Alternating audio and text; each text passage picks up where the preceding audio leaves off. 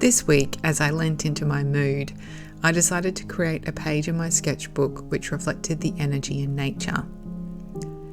Instinctively, I added luscious green tones to the background, adorned with paint splatters. If you've not recently splattered paint, try it out this week. What a beautiful way to create and shift energy both inside and out.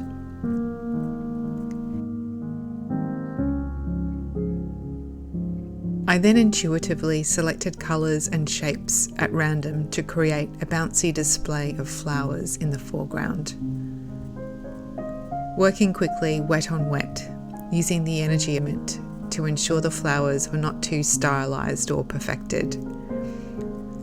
I intended to capture the flowers floating in a gentle breeze.